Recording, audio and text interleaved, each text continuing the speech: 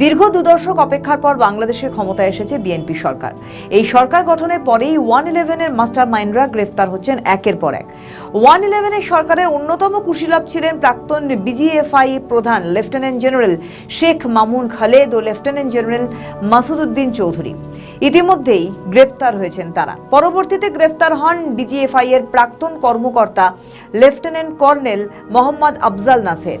এই তালিকায় যুক্ত হতে চলেছে সেনাবাহিনীর বেশ কয়েকজন শীর্ষ কর্মকর্তা। বাংলাদেশের মার্কিন সামরিক বাহিনীর পরবর্তী স্বার্থ কি, সেই নিয়ে এখন উঠছে বড় প্রশ্ন।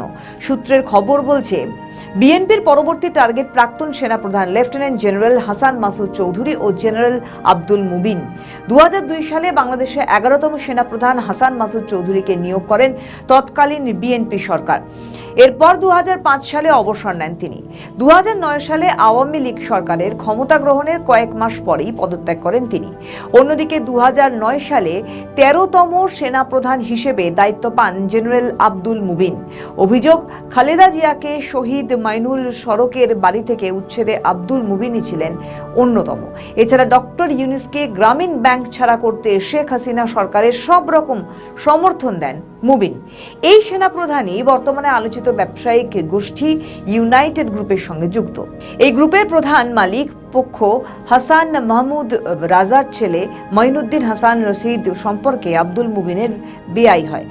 বাহিনীর প্রাক্তন কর্মকর্তাদের একের পর এক গ্রেফতারে ক্যান্টনমেন্ট ভেতরে ভীতির সঞ্চার হয়েছে, যার ঢেউ এসে লেগেছে সেনা সদরে। সূত্রের খবর বলছে, এই ঘটনায় অস্বস্তিতে ভুগছেন সেনাপ্রধান ওয়াকারুজ্জামান। চলতি বছর মার্চের শেষে 5 দিনে যুক্তরাষ্ট্র সফরে যান ওয়াকারুজ্জামান। বিশ্লেষকদের ধারণা, গ্রেফতার ঠেকাতেই মার্কিন প্রশাসনের সঙ্গে লবি করা ছিল এই সফরের অন্যতম উদ্দেশ্য। পরিকল্পনায় অনেকটাই সফল হয়েছেন তিনি, এমনটাই ধারণা বিশেষজ্ঞদের। কারণ 29শে মার্চের পর সেনাবাহিনীর কোনো ব্যক্তি আর গ্রেফতার হননি। প্রসঙ্গত, 2007 সালের 11ই জানুয়ারি সেনাবাহিনী হস্তক্ষেপে গঠিত হয় 1-11 সরকার। সেনাবাহিনীর একটি অংশের সমর্থনে ওই সময় গঠিত তত্ত্বাবধায়ক সরকারের প্রধান হয়েছিলেন ফখরুদ্দিন আহমেদ। তবে ক্ষমতার মূল কেন্দ্রে ছিলেন তৎকালীন সেনাপ্রধান মঈনউ আহমেদ।